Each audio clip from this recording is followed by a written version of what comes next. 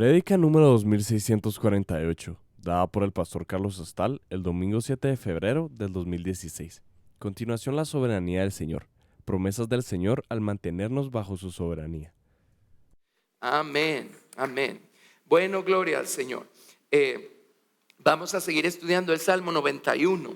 Así es que vámonos por favor al Salmo 91 y vamos a leerlo. Lo vamos a leer todos juntos en voz alta.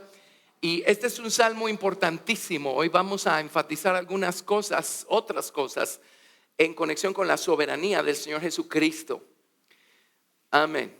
Y es como que uno quiere decirlo todo, pero es imposible, ¿verdad?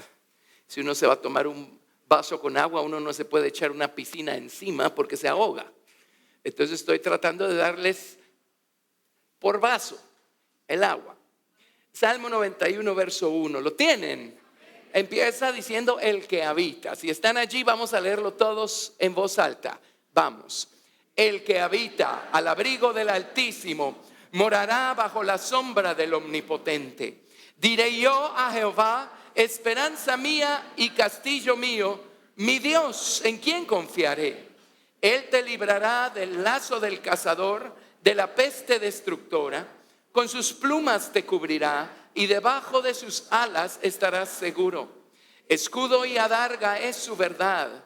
No temerás el terror nocturno, ni saeta que vuele de día, ni pestilencia que ande en oscuridad, ni mortandad que en medio del día destruya.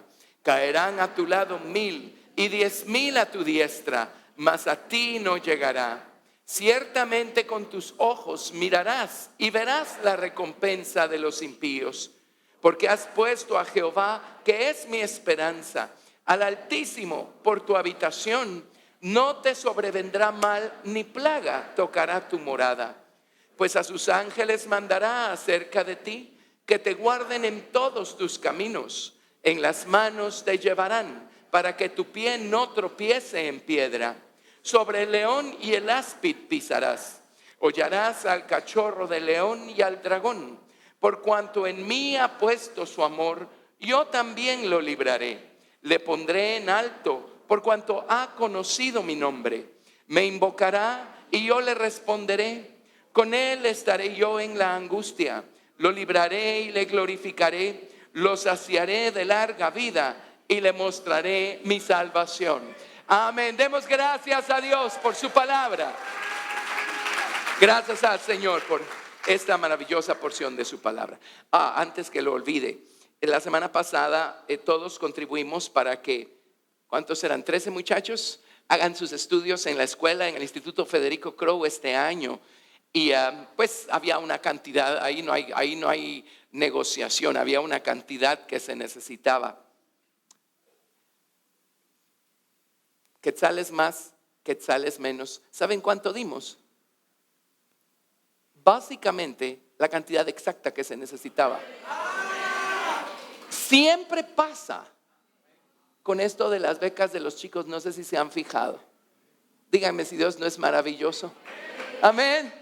Gracias a Dios. Gracias a Dios. Muy bien. Así es que estamos estudiando el Salmo 91. Este salmo es muy importante. Ahora, hay personas que en su casa tienen una de esas Biblias familiares grandotas en un pedestal bien bonito. Y por regla general, si la van a tener abierta, según recuerdo es en el Salmo 91 que la tienen abierta, ¿verdad? Sí. Pues qué bueno, qué maravilla. Pero les tengo noticias. Ni el Salmo 91 ni el resto de la palabra de Dios nos fue dado como amuleto para darnos buena suerte. Amén. Y mucha gente tiene al Señor por amuleto. Cuando somos religiosos y en realidad no conocemos al Señor, lo único que tenemos es un amuleto. ¿Sí? Amén. Pero como Dios es Dios, Él no va a funcionar a nuestro antojo. De una vez les cuento, ¿verdad? Amén. Porque Él sabe mejor y Él es muy misericordioso. Pero el Salmo 91 es muy importante. No sabemos a ciencia cierta quién es el autor, y sin embargo la tradición oral judía afirma que fue Moisés el autor del Salmo 91. Si es así, no me extraña en nada, porque fue a Moisés a quien Dios le reveló todos los principios que están acá. Este salmo es tremendo, es muy importante para nosotros porque a través de él podemos entender el valor y el poder de la soberanía de Cristo y de estar nosotros amparados bajo la sombra de su soberanía. Amén. Las expresiones que se usan acá al inicio: el que habita al abrigo del Altísimo morará bajo la sombra del Omnipotente. Luego en el verso 4 dice: con sus plumas te cubrirá y debajo de sus alas estarás seguro. Mi esposa Susi me recordó el otro día que hace años conocimos a una hermana que la iban a asaltar. Y cuando vio que venían a hacer algo, empezó: las plumas del Señor, las plumas del Señor. ¿Y saben qué? Asustó a tal grado a los ladrones que salieron corriendo. Y ella estaba haciendo alusión a este salmo. Ahora déjenme decirles en qué posición debemos estar nosotros para que de veras nos funcione, ¿verdad? Amén. Pero todo esto, el abrigo del Altísimo, la sombra del Omnipotente, sus alas, sus plumas, todo esto está conectado con su soberanía. ¿Cómo lo sabemos? Bueno, infórmese un poquito acerca de la naturaleza del trono de Dios. Y va a descubrir que el trono de Dios está conformado por 4 seres vivientes que tienen 4 alas cada uno y plumas. Amén. A eso está haciendo alusión. ¿Sí? En el tabernáculo mosaico, Dios nos dejó una figura de su trono cuando le reveló a Moisés del trono y le dijo: Moisés, ahora necesito que me construyas un modelo, una sombra, una representación de ese trono. Y Moisés no lo hizo con sus propias manos. Dios ungió a Betzalel y a Aholiab con un espíritu de sabiduría y de inteligencia, y ellos con sus manos le dieron forma a lo que es el arca, el cofre que está abajo y su tapa, que es el propiciatorio o el asiento de la misericordia o el trono de Dios arriba. El arca era de madera de acacia cubierto de oro por dentro y por fuera, y el propiciatorio o el trono o el asiento o la tapa era de una sola pieza de oro sólido y tenía precisamente las figuras de los querubines. En el propiciatorio había 2 querubines. Hemos estudiado por qué es tan importante entender el tabernáculo mosaico. Y créanme, para quienes se han añadido recientemente a esta familia espiritual, pero cuando entendemos el tabernáculo mosaico se nos abre toda la escritura. Ahora no estoy exagerando, ni presumiendo, ni hablando por gusto. Es la verdad. Esa fue mi experiencia y ha sido la experiencia de muchos acá. ¿Por qué? Porque el tabernáculo mosaico es una sombra, tipo o figura del Señor Jesucristo. Amén. El más alto y más perfecto tabernáculo que levantó el Señor y no los hombres. Amén. Dios les dio una figura a los antiguos y todo en ese tabernáculo dice: en su templo todo proclama su gloria, dijo el salmista. Él tiene que haber tenido una revelación. Amén. Una cosa he demandado al Señor, esta buscaré, dijo el salmista: que esté yo en la casa del Señor todos los días de mi vida para contemplar la hermosura del Señor e inquirir en su santo templo. Bueno, ¿qué quería inquirir estando en su santo templo? Amén. Lo que quería era conocer al Señor a través de esa sombra, tipo o figura. Bueno, el tabernáculo mosaico, cuando Dios le reveló a Moisés en Éxodo capítulo 40 en qué posición tenían que ser colocados los muebles que conformaban el santuario, pues no tenemos que ser ningunos genios para descubrir que el Señor le dijo que los colocara en forma de cruz o en forma de estatura.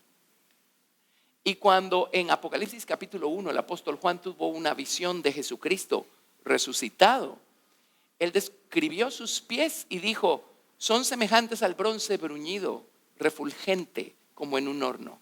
Y ahí es exactamente donde estaba ubicado el altar de bronce. Amén. Cuando vio su pecho, dijo: vi su pecho ceñido con un cinto de oro. Y es exactamente allí donde se ubica el altar de oro de la oración. Cuando vio su diestra, dijo: vi 7 estrellas en su diestra. Y es exactamente el lugar donde está ubicado el candelero con las 7 lámparas. Cuando vio su boca, dijo: veo una espada aguda de 2 filos saliendo de su boca. Y es adentro del arca donde están las tablas de la ley con los 10 mandamientos escritos en piedra. cuando vio su rostro, dijo, su rostro es como el sol cuando resplandece en toda su gloria. Y es arriba del propiciatorio que la gloria Kabod de Dios se hacía manifiesta cuando Dios le hablaba al pueblo de Israel a través de la persona del sumo sacerdote. Amén. Así es que es o no es esto un cuadro de aquello. Así es que gracias a Dios, porque cuando entendemos nosotros el tabernáculo mosaico podemos ver claramente cuál es la medida de la estatura de la plenitud de Cristo a la que el Señor nos pide crecer en el libro de Efesios. Amén. El salmista también dijo, ¿vieron tus caminos, oh Dios? Los caminos de mi Dios, de mi Rey, en el santuario.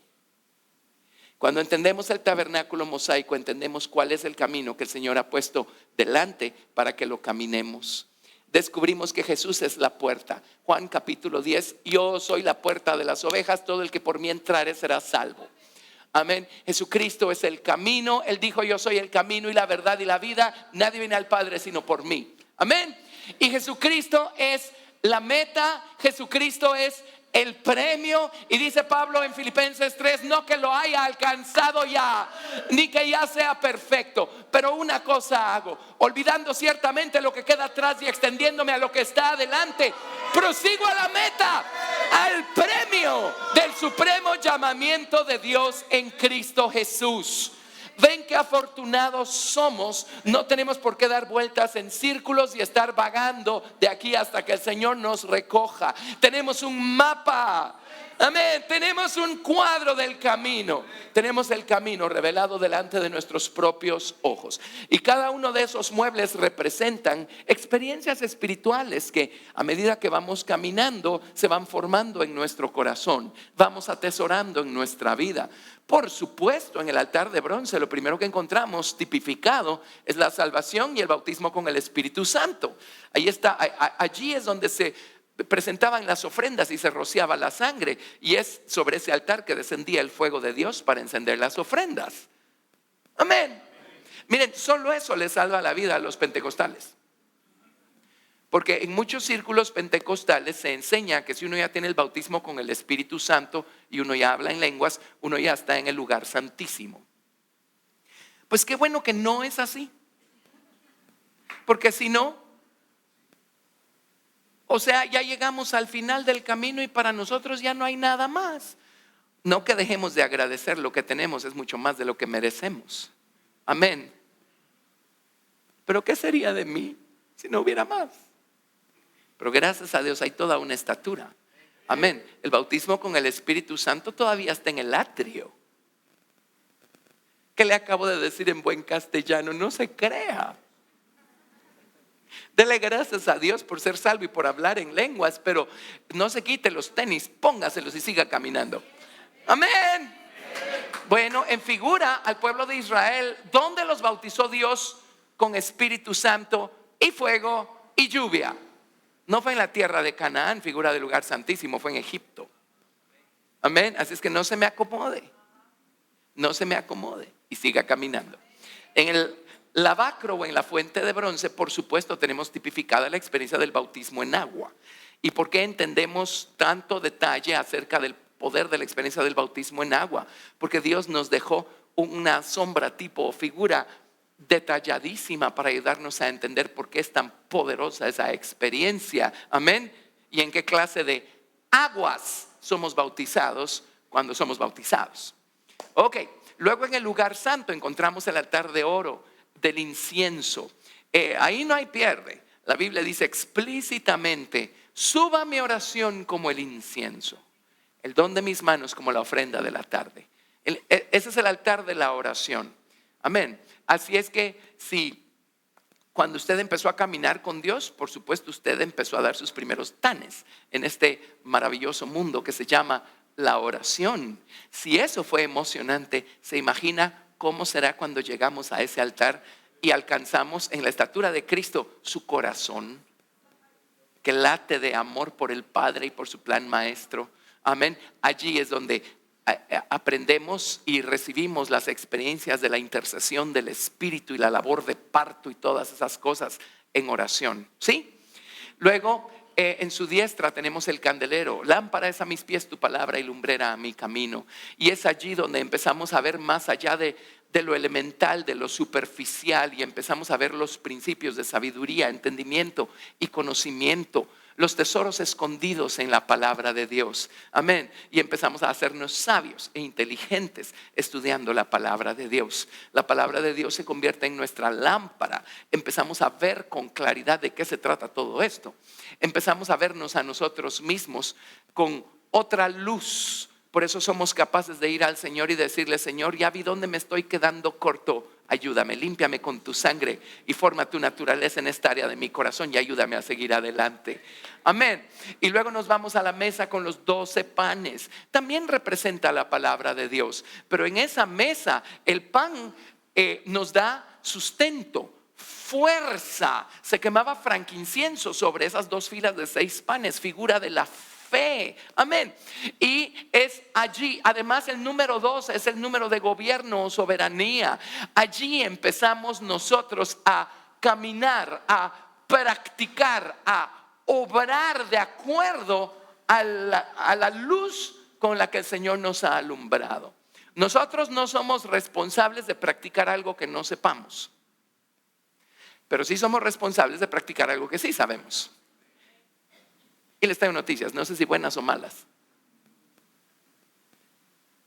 Por gracia y misericordia de Dios, porque ese fue su plan maestro, y a Él sea toda la gloria. Pero aquí hemos aprendido toneladas.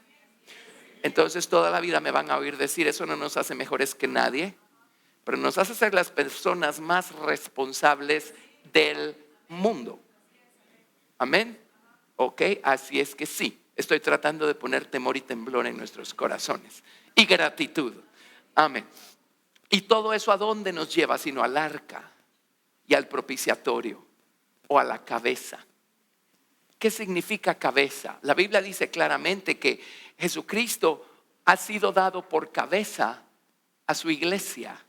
Cabeza significa Señor, amo y dueño, soberano, gobernador. Significa supremo decididor, supremo gobernador, soberano decididor.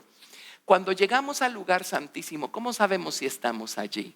Allí ya no queremos hacer nuestra propia voluntad, ya no queremos ser gobernados por nuestras propias ocurrencias, nuestra propia mente carnal, nuestra propia soberanía carnal. Allí estamos plenamente rendidos. Pues nunca vamos a ser perfectos, pero por lo menos bastante rendidos a la soberanía del Señor Jesucristo. Y efectivamente es allí donde Él se convierte, pues, Salvador desde el día 1, pero allí es donde realmente Él se convierte en Señor, ya no solo de parte, sino de todo. ¿Se acuerdan que hay un salmo en donde David dice: afirma mi corazón para que tema tu nombre? Esa palabra afirma, pues por la razón que sea la tradujeron afirma, pero realmente en hebreo significa unifica, unifica. En la King James dice: unifica mi corazón para que tema tu nombre. El rey David, y esto no se descubre en el atrio, se descubre en el lugar santo, porque ahí está la luz de la palabra. Amén. Pero el rey David descubrió cuán dividido está su corazón, entre muchos amores, muchos intereses, muchas cosas. Y cuando lo descubrió, le dijo al Señor: Señor, sé tú Señor de cada uno de estos fragmentos. Ya descubrí que esta parte de mí realmente lo que ama es aquello, y esta otra parte de mí realmente lo que ama es aquello otro. Esta otra parte de mí te ama a ti, pero Señor, yo quiero que todo mi corazón te ame a ti. Así es que aquí te lo doy, aquí te lo doy.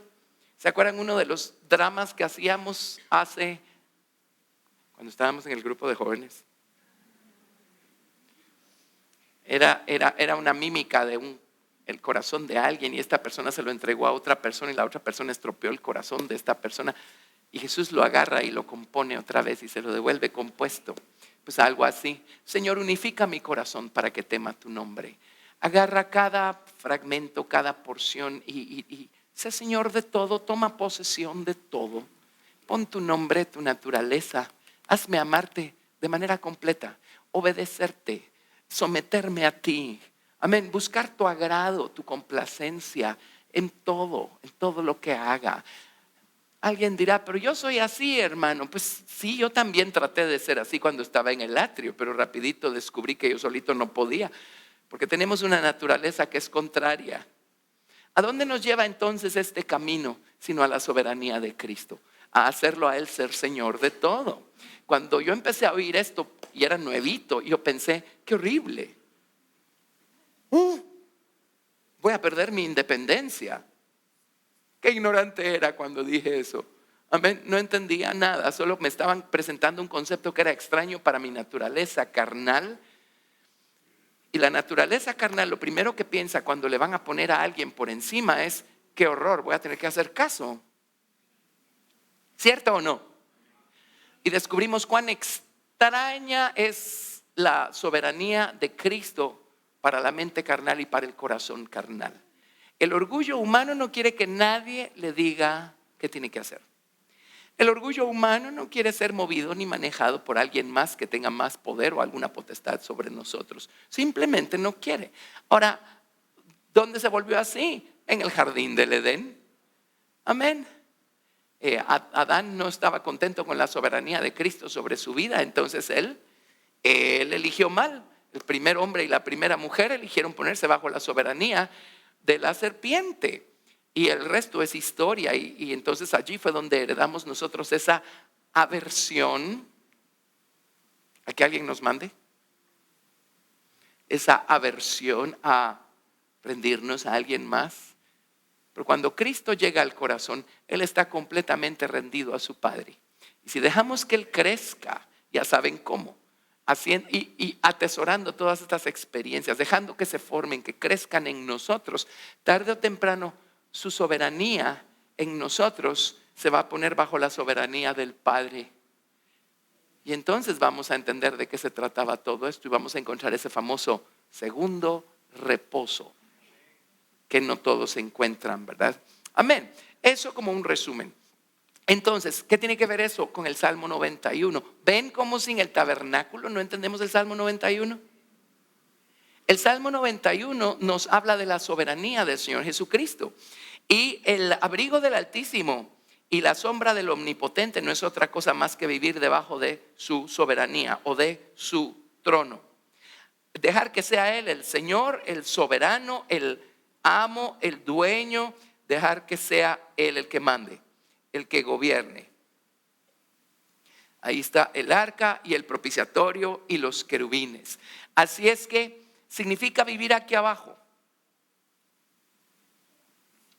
debajo de su soberanía, debajo de su arca, debajo del propiciatorio. Eso es, el Salmo 91 nos da unas promesas maravillosas. Y la razón por la que la gente abre el Salmo 91 en la sala de su casa es porque le encantan estas promesas. Amén. Y gracias a Dios. Pero se les olvida que el Salmo 91 no empieza enumerando las promesas, empieza enumerando las condiciones. Amén. Y dice, ¿quieren que les funcione el Salmo 91? Pónganse bajo su soberanía. Ríndanse a la soberanía de Cristo. Humíllense bajo la soberanía de Cristo. Dejen que sea Él el Señor, el amo, el dueño de todo. Y entonces están garantizadas todas estas promesas. Amén. Todas, todas. Explicábamos la semana pasada qué es vivir bajo la soberanía de Cristo. Bueno, y hacíamos varios dibujos, ¿verdad? Adentro del arca se encontraban las tablas rotas de la ley con los 10 mandamientos. Vivir bajo la soberanía de Cristo es practicar su ley moral. Y si hemos fallado y la hemos violado, ir al Señor y decirle, Señor, ya me di cuenta, perdóname. Amén. Límpiame con tu sangre. Pero es vivir bajo los mandamientos morales del Señor. Eso es estar bajo su soberanía. Adentro del arca guardaban una urna con maná. ¿Qué es vivir bajo su soberanía? Es vivir alimentándonos del pan que descendió del cielo, de la verdad de quién es el Señor Jesucristo. Alimentarnos de la palabra de Dios que el Señor Jesucristo nos sirve en la mesa. Eso es vivir bajo su soberanía y agradecer el alimento que el Señor está poniendo en nuestra mesa. Amén. En un momento vamos a examinar un poco más lo que acabo de decir. Adentro del arca estaba la vara de Aarón que reverdeció también. ¿Sí? Esa vara es un misterio porque Algunos piensan que era como un cayado de pastor y era lo que usaba Aarón para apoyarse en él. Bueno, los cayados generalmente son largos y altos, pero si esa vara cabía dentro del arca, quiere decir que era un palo de este tamaño. Amén. Esa vara está allí para enseñarnos a nosotros que vivir bajo su soberanía es vivir debajo de la autoridad que el Señor ha establecido sobre nuestra vida. Amén. La autoridad que hay sobre nuestra vida, la autoridad de Dios, Dios la manifiesta o nos la hace llegar a nosotros a través de autoridades humanas que Dios va poniendo a lo largo del camino sobre nuestra vida. Amén. Su jefe no es un accidente de la naturaleza.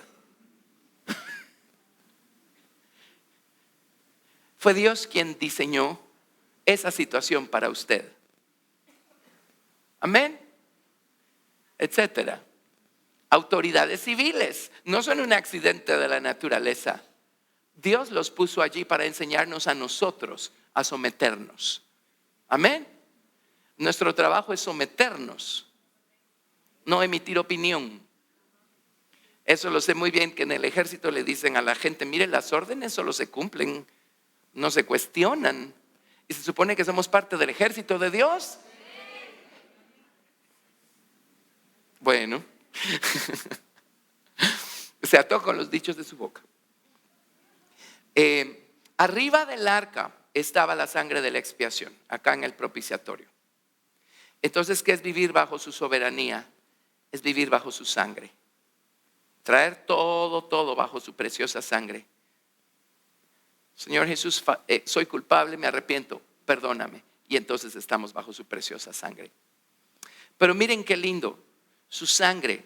Les decía que estas eran las tablas rotas de la ley. Hoy no me voy a meter por allí, pero les voy a decir dónde guardaron las tablas, las segundas tablas que Moisés ya no rompió. Esas no estaban aquí. Aquí estaban las tablas rotas. Pero no me meto a eso ahorita. Lo hemos estudiado en el pasado con algunos de ustedes. Amén. Pero ¿por qué pusieron aquí un propiciatorio con la sangre de la misericordia?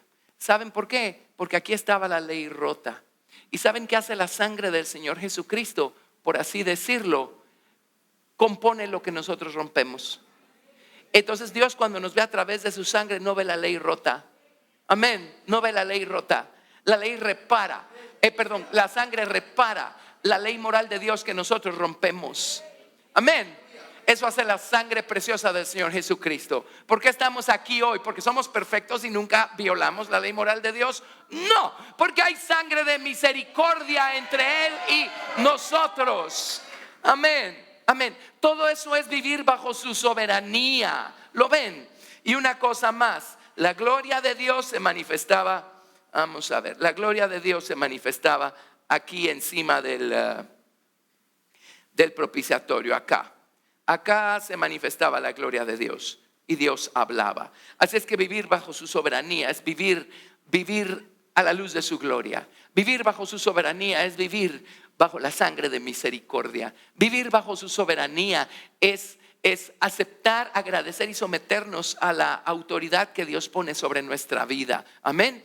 Es alimentarnos y agradecer el pan espiritual y el pan natural también que Dios pone en nuestra mesa. ¿Sí? Y es vivir una vida moralmente recta hasta donde nuestra débil humanidad nos lo permita. Y si hemos violado la ley moral de Dios, ir al Señor y decirle: perdóname, amén, y ayúdame. ¿Está claro? Eso es vivir bajo su soberanía. Entonces, examinemos algunas cosas maravillosas.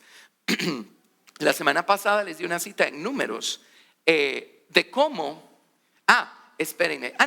Sí. Les dije que era la columna de nube y fuego la que se asentaba aquí. Aquí lo representé como la gloria de Dios.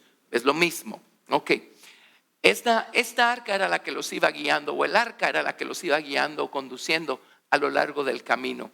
Y miren lo que ocurrió. Veamos algunas historias maravillosas. Números 10:33. Números capítulo 10, verso 33.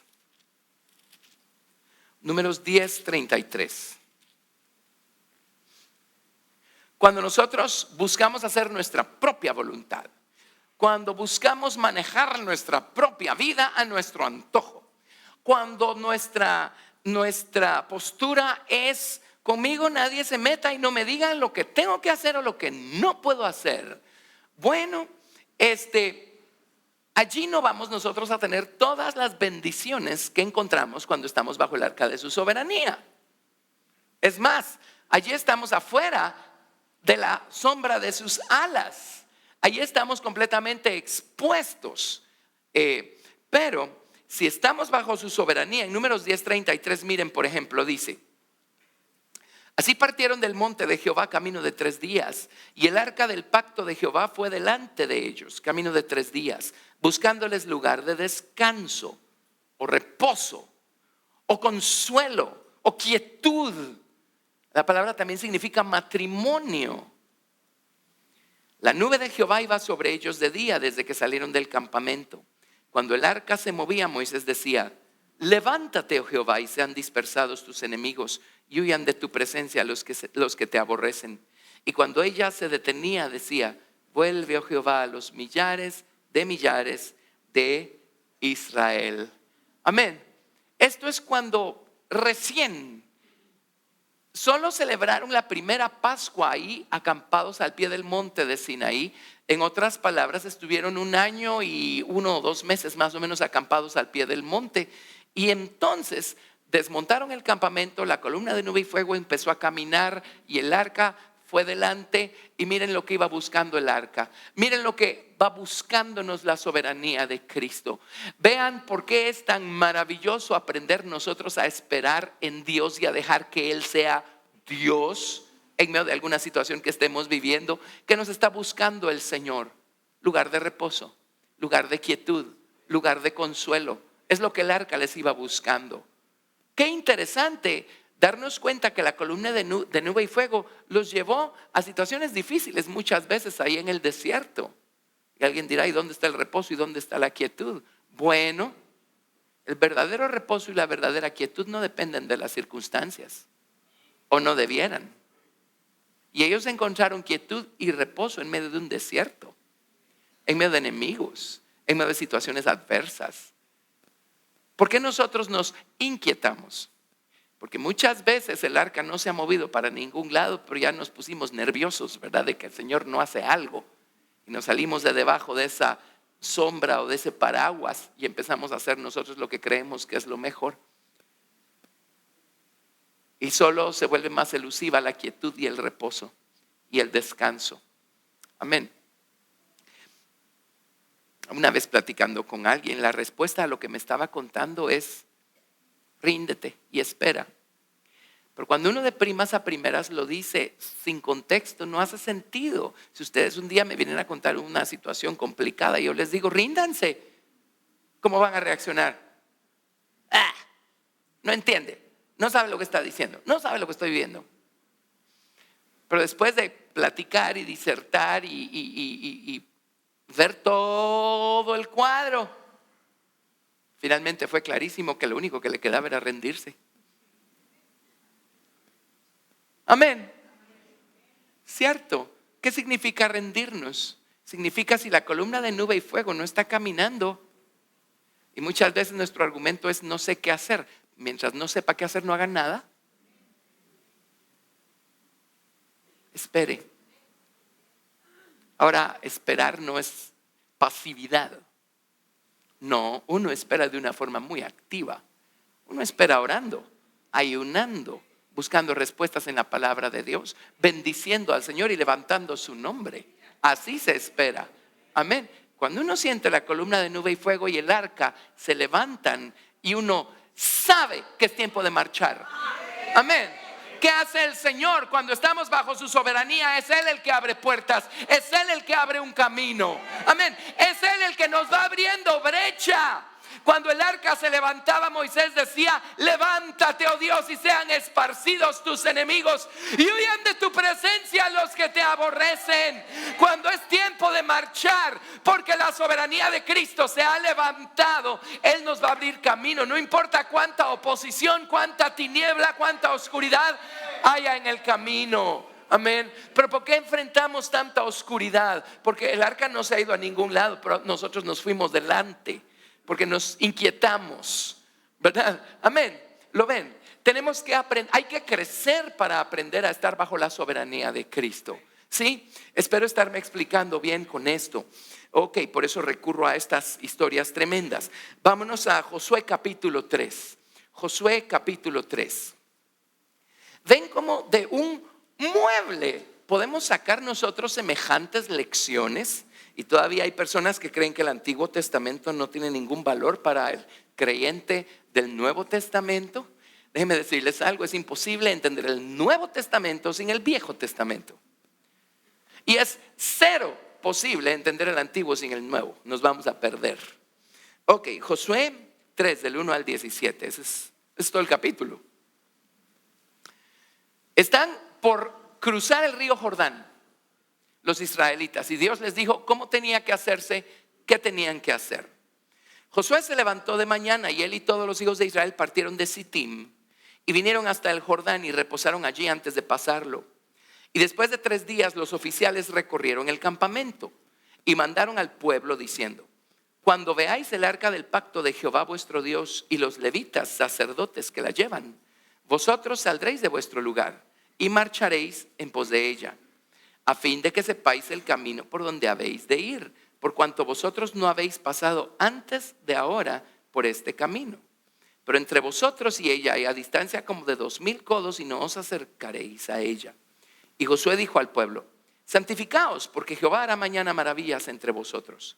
Y habló Josué a los sacerdotes diciendo: tomad el arca del pacto y pasad delante del pueblo. Y ellos tomaron el arca del pacto y fueron delante del pueblo.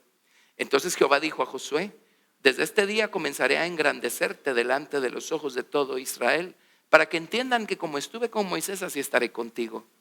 Tú pues mandarás a los sacerdotes que llevan el arca del pacto diciendo: cuando hayáis entrado hasta el borde del agua del Jordán, pararéis en el Jordán.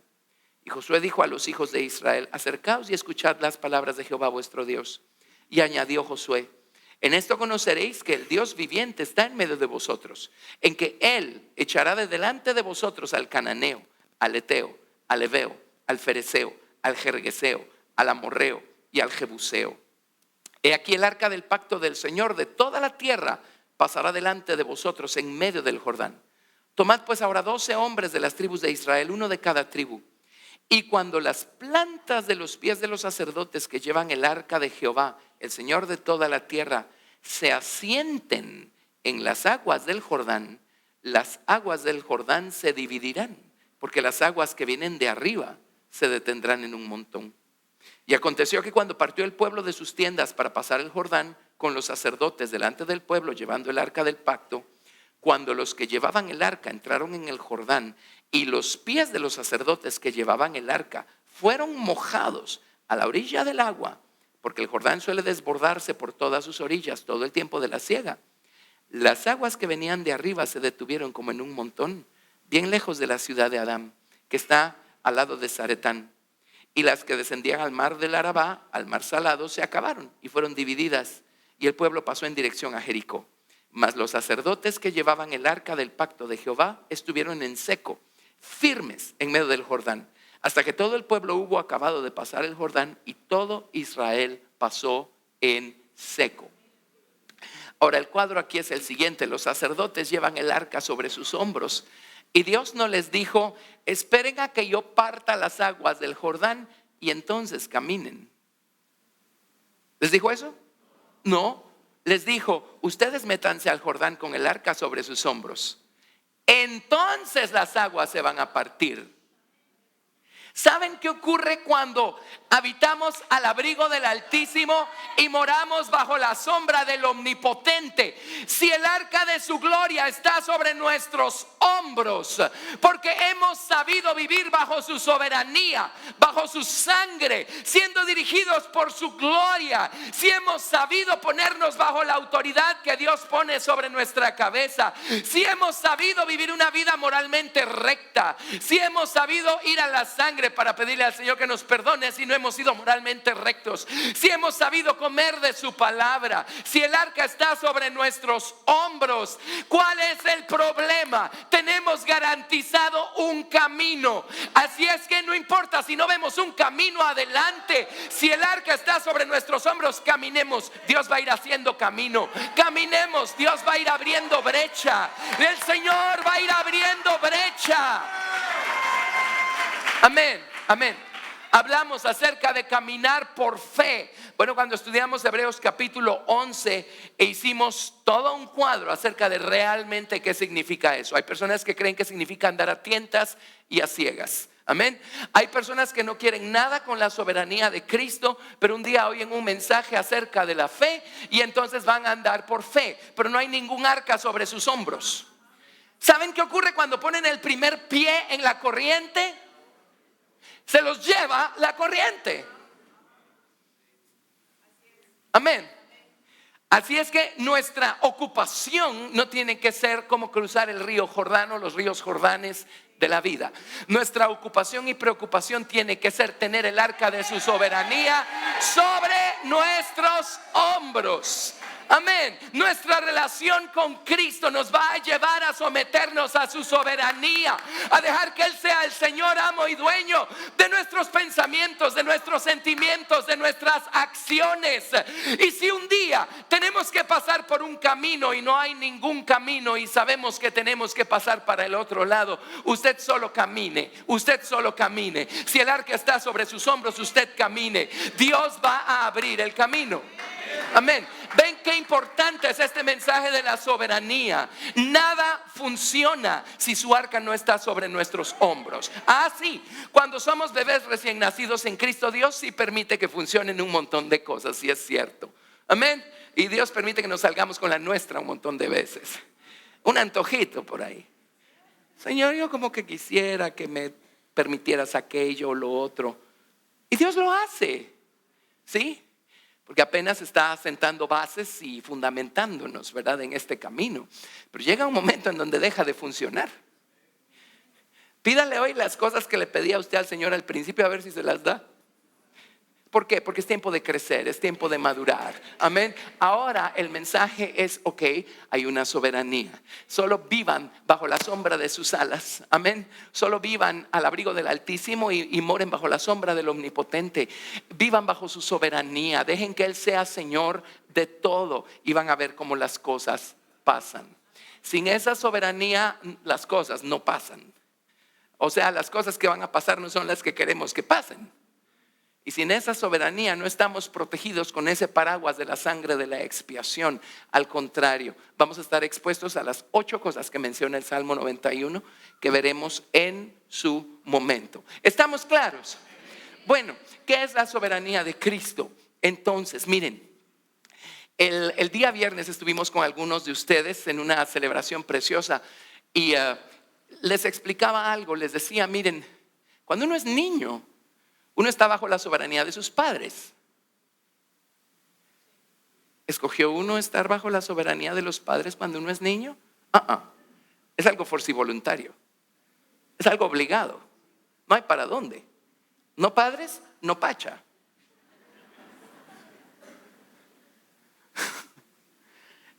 O sea, el niño no puede quejarse, no puede alegar. Por supuesto, tiene un corazoncito que tiende al monte. Pero por más que se resista, él no puede librarse de la potestad de sus padres. No puede. Amén. Es una soberanía que le fue impuesta. Y si no hace caso, le cae. Amén. Y uno no tiene voz ni voto ahí. Ese es nuestro estado cuando somos niños. Pero un día de niños pasamos a ser jóvenes. Y cuando somos jóvenes todavía estamos bajo la soberanía de nuestros padres, porque son ellos los que pagan las cuentas. Pero empezamos a descubrir que ya podemos gozar de cierta independencia. La edad nos va dando más independencia, ¿verdad? Y la inteligencia que vamos desarrollando nos va dando más independencia. Bueno, tarde o temprano de plano nos independizamos de estar bajo la soberanía de nuestros padres. ¿Y ahora qué? ¿Y ahora qué? ¿Ahora qué tenemos que hacer? ¿Bajo qué soberanía nos vamos a poner? Si somos insensatos, vamos a creer que ahora de lo que se trata la vida es de yo gobernarme a mí mismo con mi propia soberanía carnal. Salí de la casa, puedo hacer lo que yo quiera. Ajá. Después, papi, me estrellé. No funciona así. El pueblo de Israel, cuando estaba en Egipto, estaba bajo la soberanía del faraón. ¿Tenían ellos voz y voto? ¿Podían opinar? ¿Podían opinar? No. Si opinaban, los callaban. Eran esclavos. No tenían ninguna opción. Pero un día Dios los salva y los saca de debajo de esa soberanía impuesta. Amén. Y viene Dios y les revela su soberanía. ¿Saben cuál es la diferencia entre el cristianismo y todas las demás religiones? Pues algunas de las demás religiones. En muchas de esas religiones uno está bajo la soberanía o potestad de esa religión. Le fue impuesto porque tuvo la suerte, buena o mala, de nacer en una familia que profesaba esa religión. Así que usted no tiene voz ni voto. Nació en ese contexto cultural, religioso, y usted es eso, porque eso eran sus padres. ¿Sí? Usted no tiene ahí voz ni voto. Si usted empieza a tener voz y voto, o lo excomulgan, o lo desheredan, o lo torturan. Y yo me pregunto si es más fácil para los líderes religiosos de esos grupos dirigir a su gente que para los líderes cristianos dirigir a las ovejitas del Señor Jesucristo. Porque la diferencia entre muchas de esas religiones y el cristianismo es que en el cristianismo hay una soberanía que no es impuesta. Uno la elige. Pero no todos la eligen. El Señor salvó al pueblo de Israel de estar bajo la soberanía impuesta del faraón y les reveló el camino y su propia soberanía para que ellos eligieran voluntariamente ponerse bajo la soberanía del Señor. Amén. No lo hicieron. Vamos a ver el desenlace acá. Cuando nosotros somos niños en Cristo, pues somos gobernados por un montón de otras cosas. Ya las traíamos, nos fueron impuestas. Pero cuando empezamos a descubrir la libertad que tenemos en Cristo, esa libertad nos es dada para que elijamos ponernos voluntariamente bajo su soberanía y dejar que sea Él quien nos gobierne. ¿Sí? Niños y jóvenes cristianos, cuando ya tienen la edad para independizarse de sus padres, es para que ahora ustedes hagan una elección consciente y voluntaria y voluntariamente se pongan bajo la soberanía de Cristo. Amén. Y les decía el día viernes, la verdadera libertad no es hacer lo que queremos. La verdadera libertad se encuentra cuando estamos bajo la soberanía del Señor Jesucristo y dentro de las fronteras de su ley moral. Allí podemos movernos con amplitud. Por eso la tierra de Canaán era una tierra buena y ancha. Amén. Amén. Entonces, ven la cosa. La soberanía de Cristo es algo voluntario. Pues, quiero decir, la soberanía de Cristo es algo que debemos elegir nosotros de manera voluntaria. Es algo a lo que debemos crecer, pero nosotros decidimos si queremos o no queremos. Y ciertamente vamos a encontrar en el camino que un montón de gente no quiere, no le interesa. Pero la esposa del Señor Jesucristo, ella va a estar bajo la soberanía del Señor Jesucristo. No dice en el Cantar de los Cantares capítulo 2, bajo la sombra del deseado me senté y su fruto fue dulce a mi paladar. Ella vivió bajo la sombra de sus alas. Amén. Eligió vivir allí voluntariamente. El Salmo 91 es: si ustedes eligen voluntariamente habitar al abrigo del Altísimo y morar bajo la sombra del Omnipotente, entonces miren todo lo que les espera. Amén. Pero la soberanía de Cristo es algo voluntario, no es algo que se pueda imponer. Uno no puede imponer la soberanía de Cristo. Amén. Hay personas, hay líderes que imponen. Ellos le llaman la soberanía de Cristo cuando en realidad es su propia soberanía carnal y empiezan a buscar manejar a sus grupos, ¿verdad? Pasa, etcétera. pero la soberanía de Cristo es algo a lo que uno se rinde, a lo que uno se somete. Este tema es bien importante y creo que la otra semana les voy a explicar las 3 maneras como Dios nos libra, mencionadas en el Salmo 91, y entonces vamos a entender algunas cosas en conexión con quiénes van a salir de aquí antes de la gran tribulación y quiénes van a quedarse aquí para la gran tribulación. Amén. Algunos de ustedes se han inquietado con estos temas, ténganme paciencia. Los enseñé hace como 15 años, así es que voy despacito. Amén. Edificando para que todos entendamos cómo funcionan estas cosas. Pero cuando entendamos el tema de la soberanía, y ténganme paciencia cuando lleguemos al Cantar de los Cantares, capítulo 4, van a entender Apocalipsis, capítulo 12. ¿Ok? Pero hay que ir edificando poco a poco, poco a poco. Muy bien. Pero todo tiene que ver con la soberanía del Señor Jesucristo. Todo tiene que ver con eso. Amén. Entonces, ¿qué hizo el pueblo de Israel? Dios los sacó de debajo de la soberanía de Faraón. Era algo que les había sido impuesto. Amén. Pero ahora Dios lo que esperaba era que ellos solitos se pusieran bajo la soberanía de Dios. De los 600,000 hombres que salieron de Egipto, ¿cuántos se pusieron bajo la soberanía de Dios? Josué, Caleb, Eleazar y Fines. No hubo nadie más de esa generación que cruzara el Jordán y que entrara a la tierra prometida. Pero vamos a ver el Salmo 91 reflejado en las experiencias que tuvieron los israelitas. Ahora, empezamos Números capítulo 10, ¿verdad? En Números capítulo 9 fue cuando desmontaron el campamento por primera vez de haber estado acampados al pie del monte de Sinaí por más de un año, un poquito más de un año, y empiezan a marchar, camino a la tierra de Canaán. ¿Saben en cuánto tiempo hubieran podido llegar ellos a Canaán? Lo más un mes, ¿sí? Porque se tardaron 40 años. Ok, entonces empezamos en Números 9, Números 10, cuando finalmente empieza a caminar la columna de nube y fuego. Y ahí es donde el verso 33 de Números 10 dice: así partieron del monte de Jehová camino de 3 días, ¿verdad? Y empiezan pues sus jornadas en el desierto, camino a la tierra de Canaán. Ahora, en el Salmo 91 dice que si habitamos al abrigo del Altísimo y moramos bajo la sombra del Omnipotente, Dios nos va a librar del lazo del cazador, de la peste destructora, del terror nocturno, de la saeta que vuela de día, de la pestilencia que anda en la oscuridad, de la mortandad que a mediodía destruye, del mal y de las plagas. Todo lo que tenían que hacer ellos entonces era estar bajo la soberanía del Señor. Ellos tenían una sombra, tipo o figura en esa arca, pero en lo personal, ¿estaban ellos sujetos y sumisos a la soberanía de Cristo? Así es que no importa cuántas sombras, tipos o figuras tengamos, este camino es personal.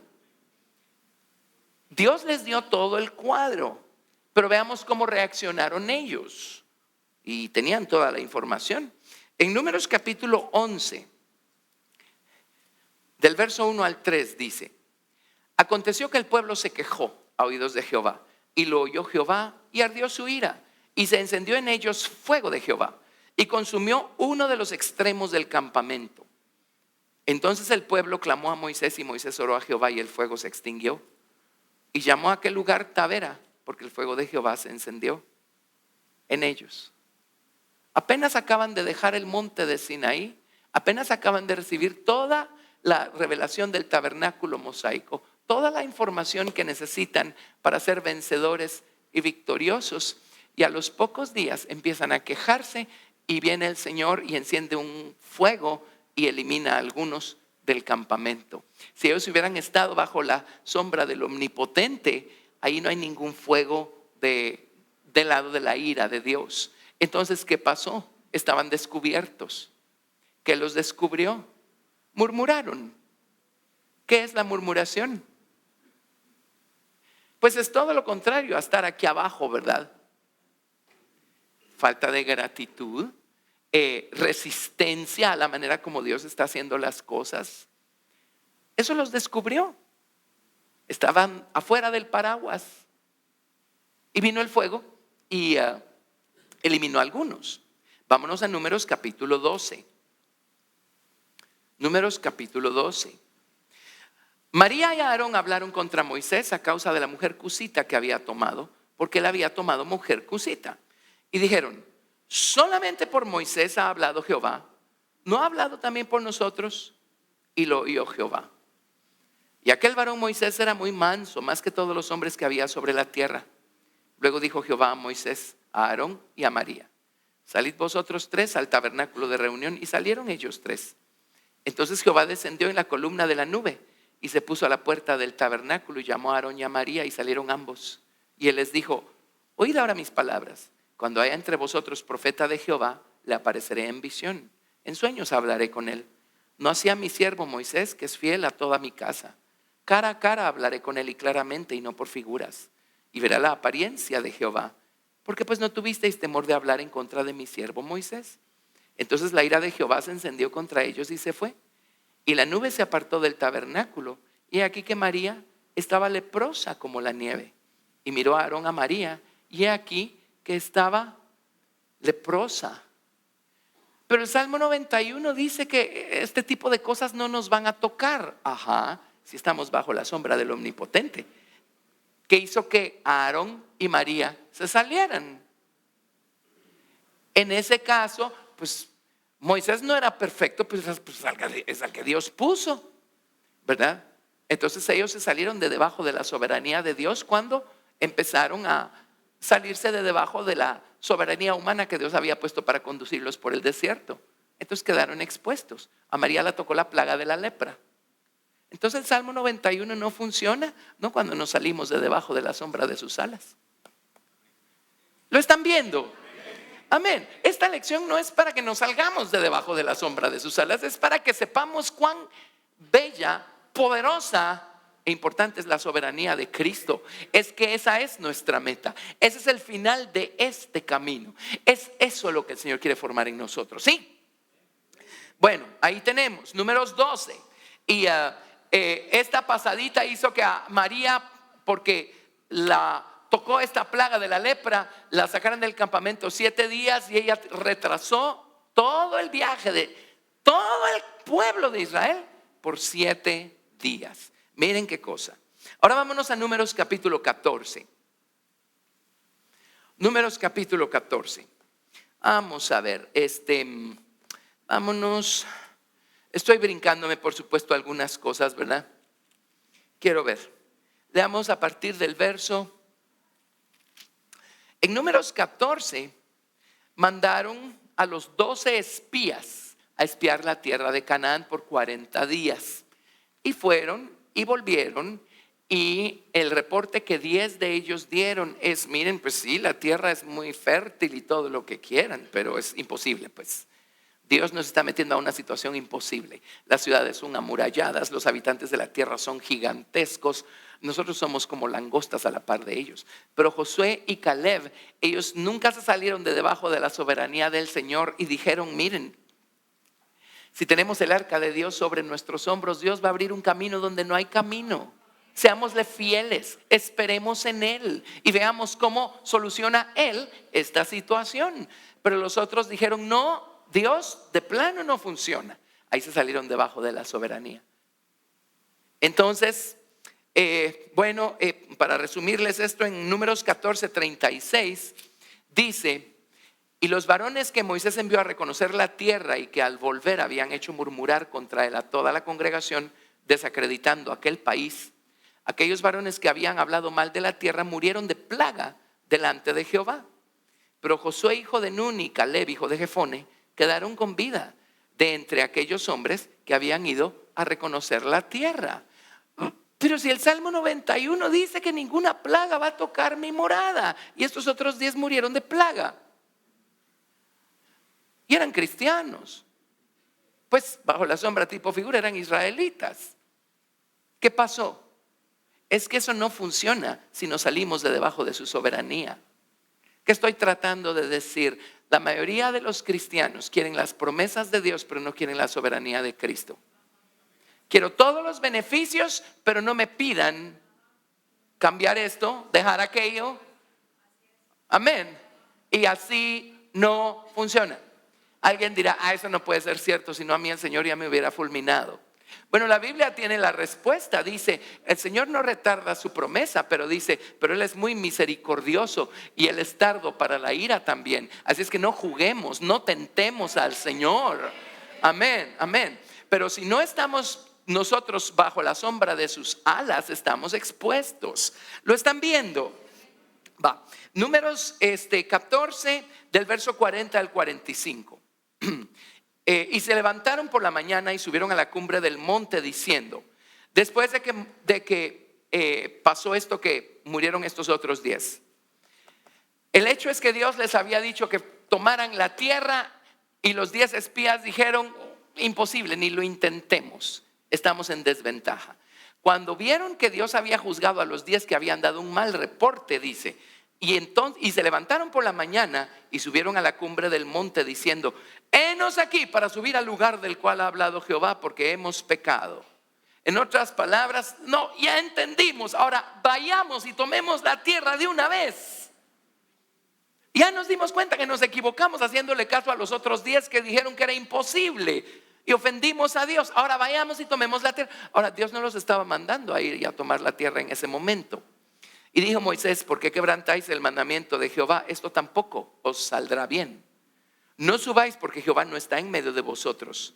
No seáis heridos delante de vuestros enemigos, porque la Amalecita y el cananeo están allí delante de vosotros, y caeréis a espada. Pues por cuanto os habéis negado a seguir a Jehová, por eso no estará Jehová con vosotros. Sin embargo, se obstinaron en subir a la cima del monte. Pero el arca del pacto de Jehová y Moisés no se apartaron de en medio del campamento. Y descendieron el Amalecita y el cananeo que habitaban en aquel monte y los hirieron y los derrotaron, persiguiéndolos hasta Horma. Pero el Salmo 91 dice, caerán 10,000 a tu ¿cómo dice? Caerán 1,000 a tu diestra, caerán 1,000 y 10,000 a tu diestra, pero a ti no te llegará. Aquí fue al revés, los 10,000 que cayeron eran israelitas. Entonces el Salmo 91 no funcionó. No a ellos. La soberanía de Dios la dejaron quién sabe dónde y ellos fueron sin el arca sobre sus hombros. Amén. Y muchas veces cuando nos damos cuenta que metimos la pata y decimos, no, ya me di cuenta que no, yo razoné mal, lo hice mal, ahora sí, vamos. Si Dios no nos está mandando, igual nos va a ir mal, porque tampoco está su soberanía. Es que es algo bueno lo que vamos a ir a hacer. Una cosa es hacer algo bueno y otra cosa es hacer la voluntad de Dios. Y cuando somos jóvenes en Cristo nos movemos por todo lo bueno y todo lo que se necesita hacer, que según nosotros nadie está haciendo, y vamos, hacemos, venimos, volvemos. Y resulta que de 40 cosas que hicimos, Dios estuvo en 3 o 4, pero no en las otras. Amén. Hasta que maduramos y entendemos que de lo que se trata es de hacer la voluntad de Dios y estar bajo su soberanía en todo. ¿Sí? ¿Me estoy explicando? Ok. Entonces, ahora vámonos a Números 16. Miren, es casi un capítulo seguido del otro. Números 16. Leamos desde el verso, a partir del verso 28. Pero acá se levantó otra tropa. Se levantaron unos de la tribu de Leví y otros de la tribu de Rubén. Y fueron con Moisés, Aarón y María. Bueno, leámoslo. Y en el verso 3, Números 16, 3, se juntaron contra Moisés y Aarón y les dijeron, basta ya de vosotros, porque toda la congregación, todos ellos son santos, y en medio de ellos está Jehová. ¿Por qué pues os levantáis vosotros sobre la congregación de Jehová?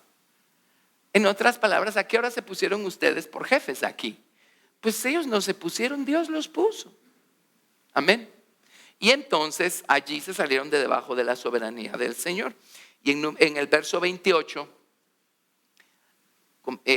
saltándonos algunas cosas, Números 16, 28, dijo Moisés, en esto conoceréis que Jehová me ha enviado para que hiciese todas estas cosas y que no las hice por mi propia voluntad.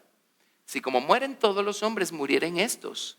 Y si ellos al ser visitados siguen la suerte de todos los hombres, Jehová no me envió. Mas si Jehová hiciere algo nuevo y la tierra abriere su boca y los tragare con todas sus cosas, y descendieren vivos al Seol, entonces conoceréis que estos hombres irritaron a Jehová. Y aconteció que cuando cesó él de hablar todas estas palabras, se abrió la tierra que estaba debajo de ellos. Abrió la tierra su boca y los tragó a ellos, a sus casas y a todos los hombres de Coré y a todos sus bienes. Y ellos con todo lo que tenían descendieron vivos al Seol y los cubrió la tierra y perecieron de en medio de la congregación. Alguien dirá, no, eso no puede ser cierto. Bueno, solo espérese y vea cuánta gente va a descender viva al lago de fuego en su momento, ¿verdad? Ok, pero vean esto. Y todo Israel, los que estaban en derredor de ellos, huyeron al grito de ellos, porque decían, no nos trague también la tierra. Bueno, en Guatemala dirían, el que nada debe, nada teme, ¿verdad? También salió fuego de delante de Jehová y consumió a los 250 hombres que ofrecían el incienso. Esa es otra historia que omitimos. Entonces Jehová habló a Moisés: di a Eleazar, hijo del sacerdote Aarón, que tome los incensarios de en medio del incendio y derrame más allá el fuego, porque son santificados los incensarios de estos que pecaron contra sus almas, y harán que de ellos planchas batidas para cubrir el altar. Por cuanto ofrecieron con ellos delante de Jehová, son santificados y serán como señal a los hijos de Israel. Y los sacerdotes, el sacerdote Eleazar tomó los incensarios de bronce con que los quemados habían ofrecido y los batieron para cubrir el altar, en recuerdo para los hijos de Israel de que ningún extraño que no sea de la descendencia de Aarón se acerque para ofrecer incienso delante de Jehová, para que no sea como Coré y como su séquito, según lo que dijo Jehová por medio de Moisés. El día siguiente toda la congregación de los hijos de Israel murmuró contra Moisés y a Aarón diciendo: vosotros habéis dado muerte al pueblo de Jehová. Ahora se enojaron los demás porque la tierra se abrió y se los tragó. Y empezaron a alegar en contra de Moisés y en contra de Aarón.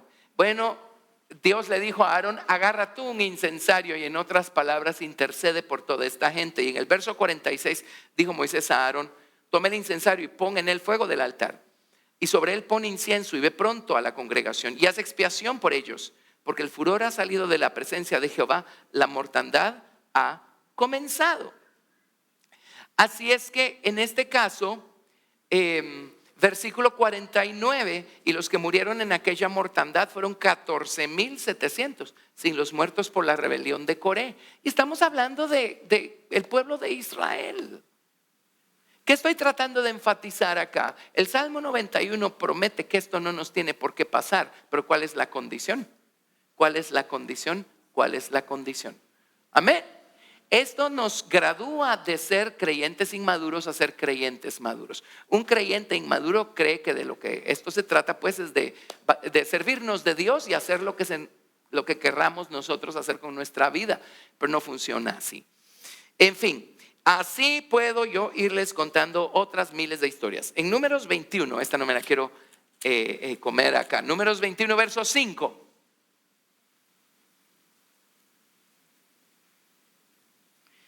Números 21, 5. Y habló el pueblo contra Dios y contra Moisés: ¿por qué nos hiciste subir de Egipto para que muramos en este desierto? Pues no hay pan ni agua, y nuestra alma tiene fastidio de este pan tan liviano, el maná. Jehová envió entre el pueblo serpientes ardientes que mordían al pueblo, y murió mucho pueblo de Israel. Pero el Salmo 91 dice que vamos a hollar sobre el león, ese es el diablo, el áspid, esa es la serpiente, y sobre el cachorro de león y el dragón. Pero aquí es al revés. Aquí Dios mandó serpientes a que los mordieran. Bueno, ¿qué hicieron? Se salieron debajo de la soberanía. Se salieron debajo de la soberanía. En este caso, murmuraron en contra del sustento que Dios tenía para ellos en el desierto, que era por medio del maná. ¿Lo están viendo? ¿Sí? Entonces, ¿qué era todo lo que Dios estaba tratando de hacer con el pueblo de Israel cuando les reveló todo esto? No era darles unos muebles bonitos y darles una serie de prácticas religiosas entretenidas. No, Dios estaba tratando de revelarles un camino. Estaba tratando de revelarles un modo de vida. Estaba tratando de mostrarles el camino para que ellos en lo personal pudieran tener una relación con Dios. Estaba tratando de enseñarles cuán poderoso es vivir bajo la sombra de sus alas, bajo su soberanía. Amén. Si ellos se hubieran mantenido bajo su soberanía como se mantuvieron Josué, Caleb, Eleazar y Fines, toda esa generación hubiera llegado a la tierra de Canaán y hubiera tomado la tierra por herencia. Amén. Pero no fue así. Ahora, cuando cruzaron el Jordán y tomaron la tierra de Canaán, se recordarán ustedes una última historia, pues saltándonos un montón de otras historias. Pero se recordarán que en una ocasión llegaron los filisteos a pelear en contra de los israelitas en tiempos del sacerdote Elí, en segunda de Samuel o primera de Samuel. Y fueron los israelitas al campo de batalla y los filisteos les dieron una paliza. Entonces regresaron con la genial revelación de que si se llevaban el arca al campo de batalla, ellos le iban a ganar la batalla a los filisteos. Agarraron el arca, se la llevaron al campo de batalla con ellos y ¿saben qué se ganaron? Que los filisteos les quitaran el arca y además los mataron. Alguien dirá, pero ahí sí hay una contradicción, porque ahí tenían el arca, ahí tenían una caja de madera forrada con oro, pero no había ninguna soberanía de Cristo en sus corazones ni sobre su vida. Amén. No se escude de que viene a vida cristiana cuando esté peleando contra los filisteos, eso no le va a servir de nada. Amén. Si no tenemos la soberanía de Cristo en nuestra vida, sobre nuestros hombros, estamos expuestos, estamos afuera del paraguas de su sangre preciosa, de su soberanía. Amén. Y allá afuera las plagas sí tocan nuestra morada. Y allá afuera sí está la serpiente y el diablo y el dragón, sí están allá afuera. Amén. Entonces, pongámonos bajo la soberanía del Señor Jesucristo. Ya les expliqué que el poder del arca es lo que hizo que los pies de los sacerdotes tuvieran el poder para hacer retroceder las aguas del río Jordán. El poder de su soberanía es lo que nos da a nosotros poder para hollar serpientes y escorpiones, que es lo que el Señor Jesús le dijo a sus discípulos. Amén, amén.